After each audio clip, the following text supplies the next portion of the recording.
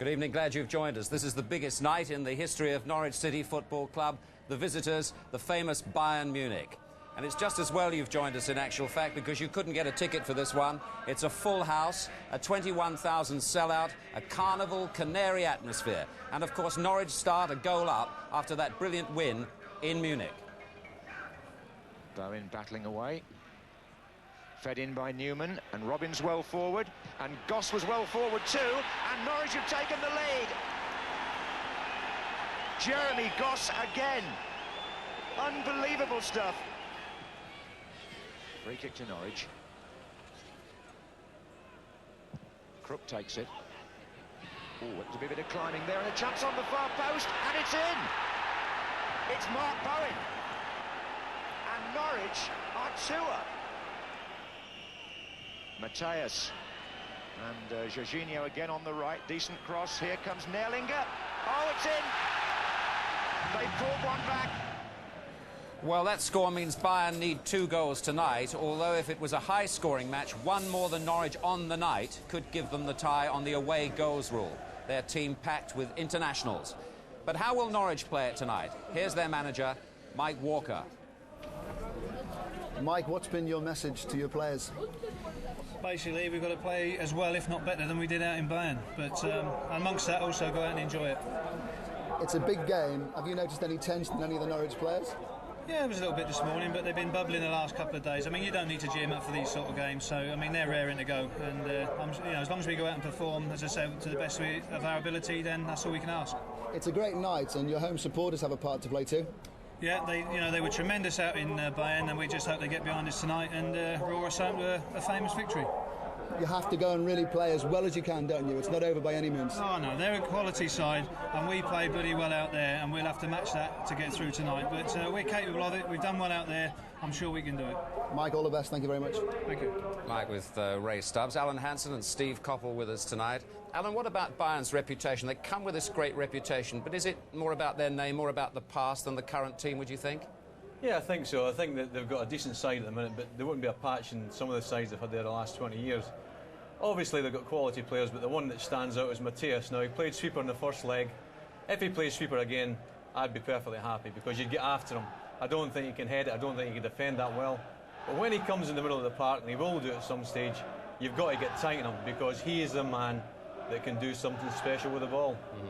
How would you expect Norwich to play it, Steve? How would you want them to play it tonight? Well, the tactics are interesting. In the league this season, they've been playing with a flat back 4 at home and playing with a sweeper away from home. But I think tonight, with the onus being on Bayern to win the game, I think Mike Walker will play with a sweeper here.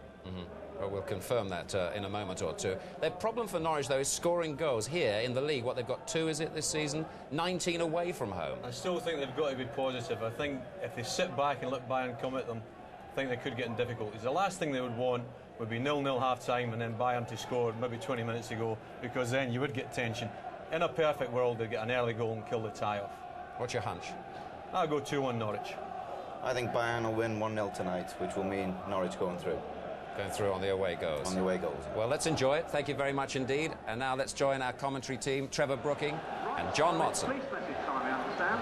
Thanks very much, Des, and good evening.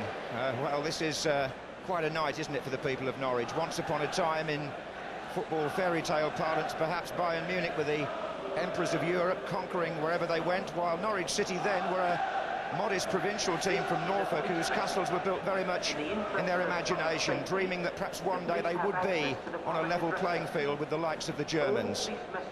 Well, that day has arrived. The fairy tale is now reality. The inflated canaries are being lifted in the crowd, and what is Bayern Munich's 186th European encounter, and only Norwich's 4th, starts, as you said, with the English team in the lead. The omens for Norwich quite good, because what Bayern Munich have never done is to win a European match on an English ground in 8 attempts. The nearest they've come to a victory in these parts was a win over Rangers that their supporters will remember at Ibrox Park in the European Cup. So they have to break new ground tonight to stay in the competition, just as Norwich did 2 weeks ago, when they became the first British club to win in Munich's Olympic Stadium. It really is set up for a night to remember, And Carrow Road, a ground which has changed so much since I first came here. New stands, in fact new seats being put in this very week to boost the all-ticket crowd to 21,200 or so. About 600 tickets allocated to the Germans, but the people of Norfolk really didn't want to miss this one. And it has been great progress made here as a club on and off the field. Indeed, if you want a prototype stadium to, and also a lot of families come here too, to really underline the ethos of the Taylor report, you could do a lot worse than look at Carrow Road. They've got ahead with the all-seater plan here, and you feel a great deal of safety, comfort and flavour when you sit in this particular arena. Would you go along with that, Trevor Brooking?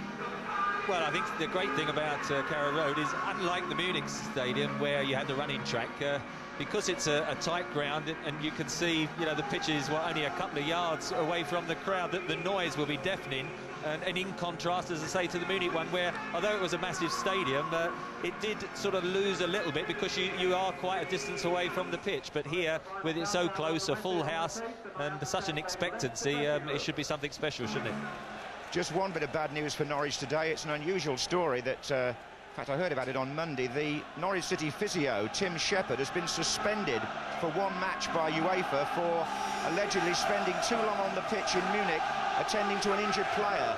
So they've told him he can't deal with the Norwich injuries tonight, and he's being replaced by his assistant Keith Creamer. Norwich apparently have protested to UEFA about that, but the facts came back to say the one-match ban stands.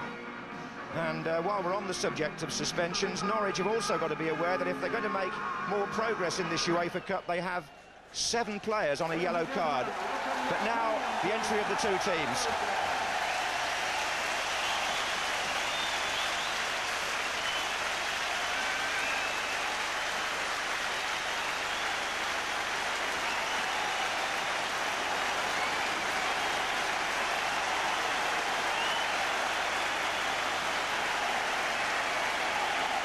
Fine reception, so let's check on the two lineups, starting with Norwich City.